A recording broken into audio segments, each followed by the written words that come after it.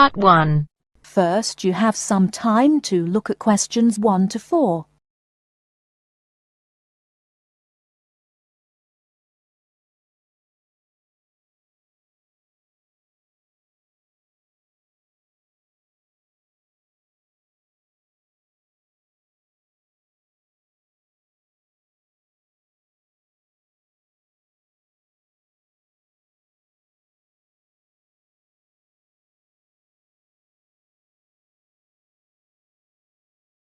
Now listen and answer question 1 to 4. Thank you very much for tuning in today to listen to our weekly hour on conservation issues. Last week we spoke about the impact of environmental changes on primates, and this week, to continue the theme, we have invited in a specialist by the name of Professor Andrew Ripley, all the way from USA, to tell us more about the problems faced by the cat family. Professor Ripley, thank you very much for joining us today. It's my pleasure. Thank you very much for inviting me. So I understand that you spent a great proportion of your time travelling the globe and monitoring changes in population levels of the cat family. Yes, that's correct. Of course, we're not talking about the domestic cat here, but their majestic cousins such as the lion, tiger and jaguar, to name but a few. Which member of the cat family do you yourself find to be the most fascinating?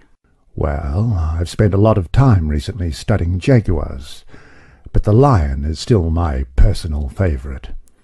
It is the world's most social cat, and unusual in the way in which it chooses to group together with others of its species. Prides of lions basking in the sunshine are probably one of people's most vivid perceptions of the African bush. Yes, certainly. I totally agree with you. Can you tell me the current lion population in Africa these days? Before you hear the rest of the conversation, you have some time to look at questions 5 to 10.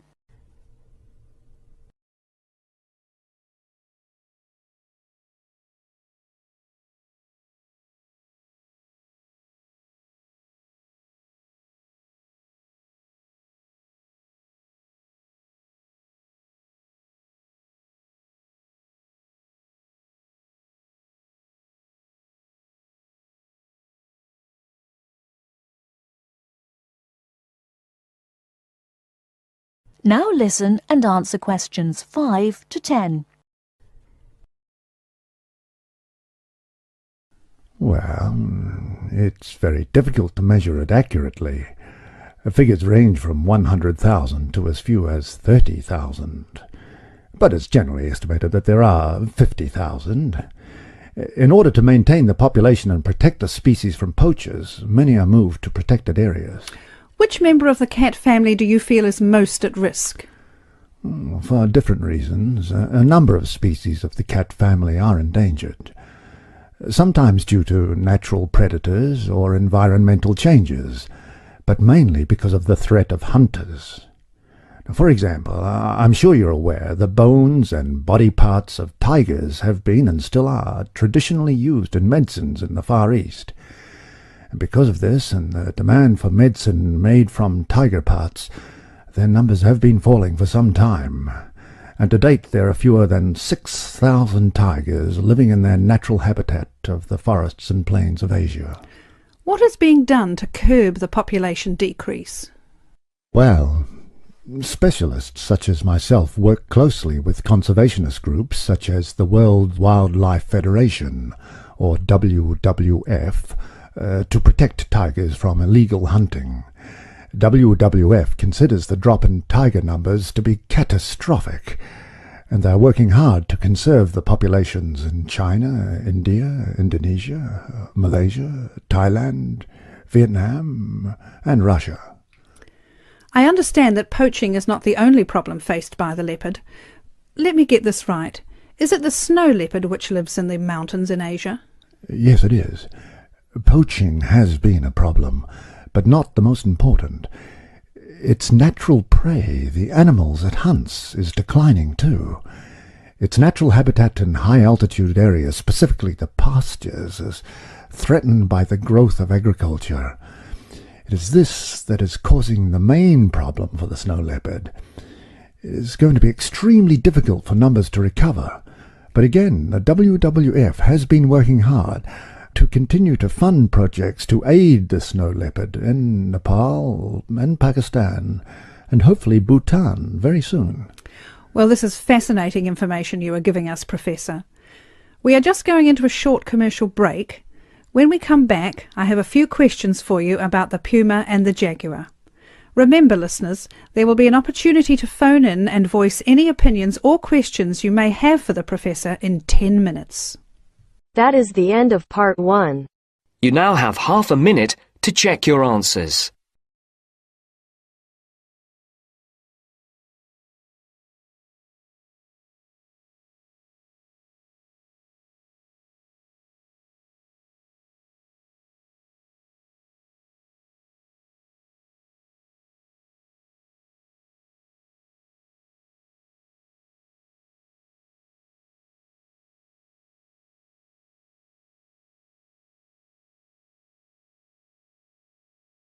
Now turns to part 2. Part 2. You will hear the principal of a university welcoming his students. Look at questions.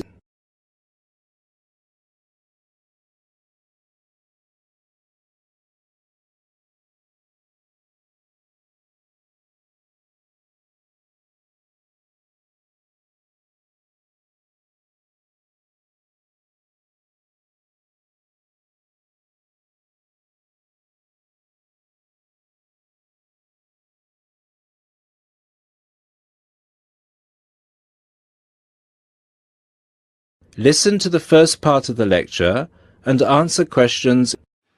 Good afternoon, ladies and gentlemen. I'm Dr. Donovan, the principal of Don Levy University, and I would like to welcome you to the Dinglewood campus, which is one of the 3 campuses belonging to this university. This campus, Dinglewood, is where I have my office, and it's also the location of the Languages and Science campus, so some of you will be studying here. Dinglewood is the most northerly campus.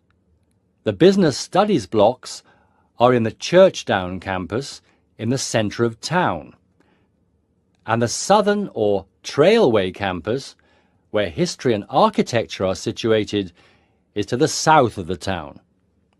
Those of you who are enrolled in any of those courses will be taken to your respective buildings at the end of this meeting.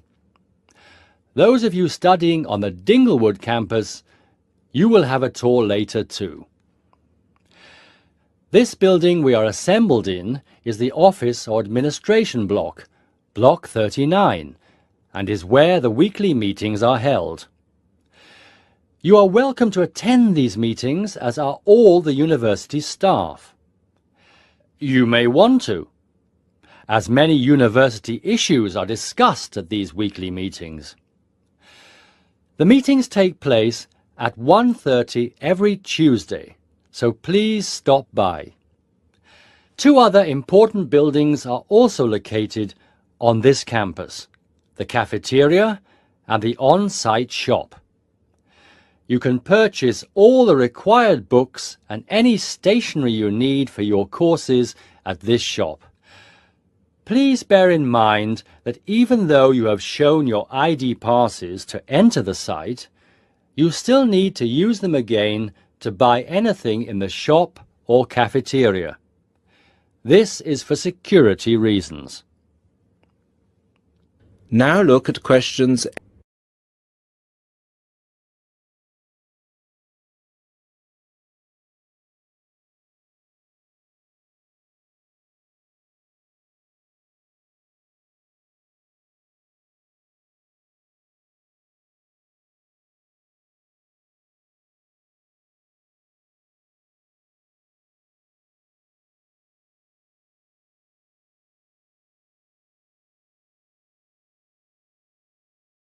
As the lecture continues, answer questions. Now, if I could draw your attention to the back page of your joining instructions booklet, you will see a small map of this campus, Dinglewood. The block we are in now, the Office and Administration block, is located between the Languages Centre, Block 38, and the Physics School, Block 30. That's 3O. These are both on the right of the plan. The cafeteria, which is open from 7 a.m. to 9:30 p.m, is on the left of the plan. It is between the chemistry block, number 35, and the university shop, block 33. At the university shop, you can get all you will need in terms of course materials. The biology block is block number 29, and you'll find the biology block between the chemistry block and the languages centre. Be careful with the numbers, as they are not always logical. As you will see, there are gardens on the right-hand side of the gate. These are being extended over the next 2 months, and a memorial fountain is being installed in the middle of the campus. This means that the campus will be very noisy during normal working hours. However, the campus will look much nicer when it is all finished.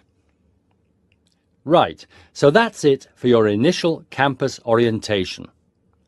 At this point, could the language students all follow me, please? And the rest of you, please assemble under the banners which show your main topic of study, and you will be directed to the other campuses. That is the end of part 2. You now have half a minute to check your answers.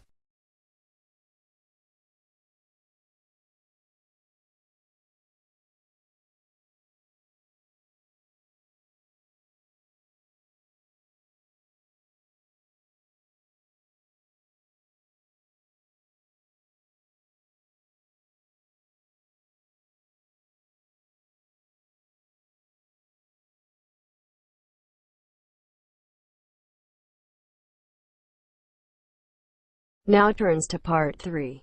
Part 3. You will hear a woman called Tanya talking to her friend called Simon, who lives abroad. Tanya is planning to visit Simon. First, you have some time to look at questions 21 to 24.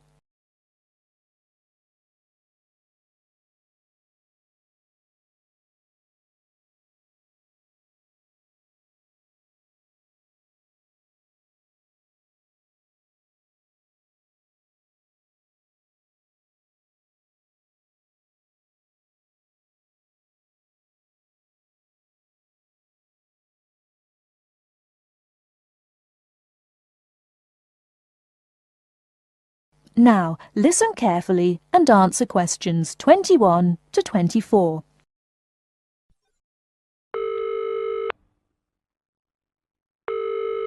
Hello? Hi, is that Tanya? Yes, Simon. Lovely to hear you. How are you? Very well, and we're so looking forward to seeing you. So am I. Now, I don't have a lot of time, I'm afraid, so I wanted to make sure we've got all your details. Have you confirmed your flights? Yes, I'm definitely coming on the 22nd of June. Excellent. Have you got your flight number? Not with me, I'm afraid, but I promise I'll email it. Let me make a note of all this. Yes, do, because one of us will try to come and collect you from the airport if we can. I presume you'll be coming into Terminal 1? I don't know. I'll have to find out which one it is. Yes, you must. We don't want to be waiting at the wrong one. But hang on, I'll be arriving at about lunchtime, and that'll mean you have to take time off work to pick me up. You really mustn't do that. Look, we're not all that busy at work, and if there's a problem, I can text you when you arrive, and you can take a taxi. Okay. There's a really good company called Pantera. Can you spell that? It's Pantera. They have a stand at the airport. You can't miss it, and they're really reliable. Great, thanks. How far are you from the airport? About 40 minutes. And you're near the city centre, aren't you? We're east of it, actually. Don't tell the driver city center because you'll really get caught up in traffic. Okay, and I'll make sure I carry your address with me. Now, have you got my mobile, cell phone number? Yes, you sent it last month. But I tell you what, I don't think I've got yours. I'd better have it now, just in case. Okay, and I changed it recently anyway. Ready? It's 07765 328 411. Before you hear the rest of the talk, you have some time to look at questions 25 to 30.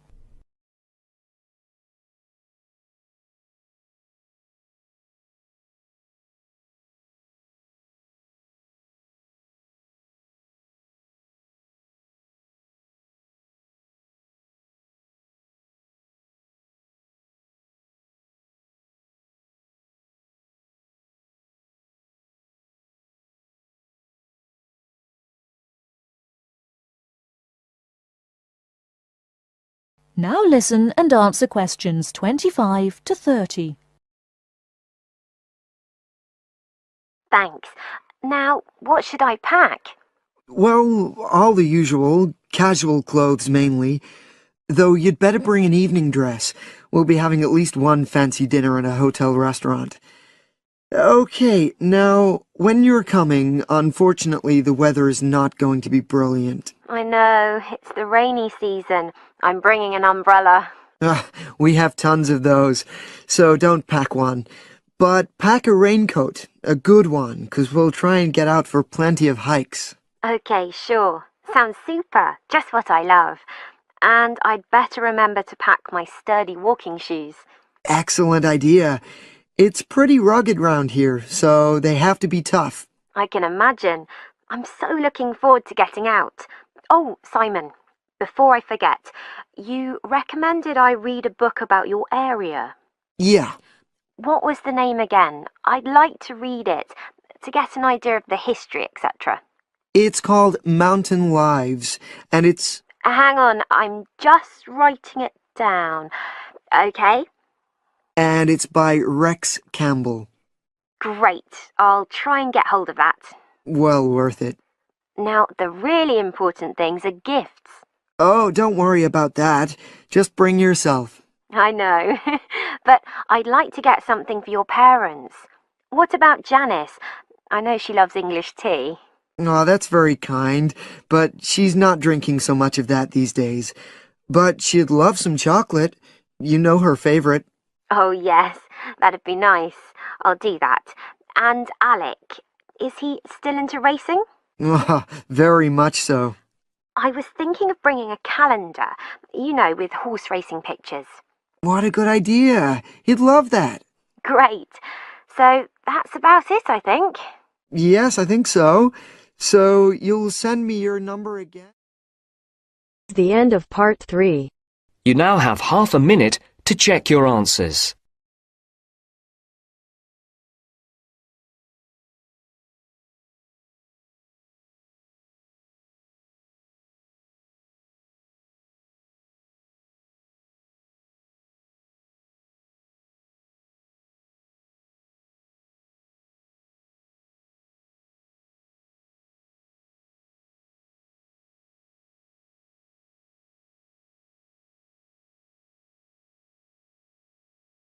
Now turns to part 4. Part 4. You are going to hear a talk given by Dr. Wallace. First, you have some time to look at questions 31 to 40.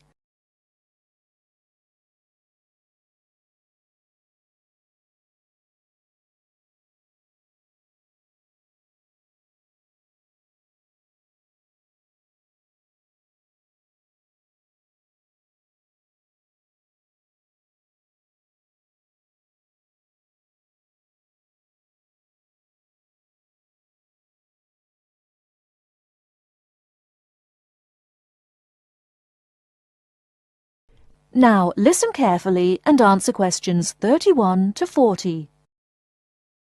Good afternoon. I'm glad you all found your way here. Now I'd like Dr. Wallace to introduce us to the Arboretum. Good afternoon. Although at first glance the Arboretum may look like a park, it is a research and teaching facility that also provides a place for people to develop a positive relationship with nature. When the University of Wisconsin-Madison purchased the land, mostly during the 1930s, much of it bore little resemblance to its pre-settlement state.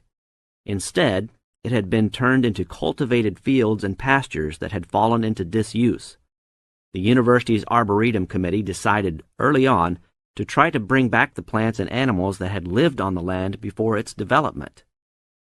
Though they may not have anticipated it at the time, the committee's foresight resulted in the Arboretum's ongoing status as a pioneer in the restoration and management of ecological communities. In focusing on the re-establishment of historic landscapes, particularly those that predated large-scale human settlement, they introduced a whole new concept in ecology, ecological restoration, the process of returning an ecosystem or piece of landscape to a previous, usually more natural condition. Madison was a fast-growing city in the 1920s. Fortunately, some leading citizens recognized the need to preserve open space for Madison's residents. Most of the Arboretum's current holdings came from purchases these civic leaders made during the Great Depression. In addition to inexpensive land, the Depression brought a ready supply of hands to work it. Between 1935 and 1941, crews from the Civilian Conservation Corps were stationed at the Arboretum and provided most of the labor needed to begin establishing ecological communities within the Arboretum. Efforts to restore or create historic ecological communities have continued over the years, with the result that the Arboretum's collection of restored ecosystems is not only the oldest, but also the most extensive such collection. In addition to these native plant and animal communities, the Arboretum, like most arboreta, has traditional collections of labeled plants arranged in garden-like displays. These horticultural collections, featuring trees and shrubs of the world, are the state's largest woody plant collections. That is the end of part 4. You now have half a minute to check your answers.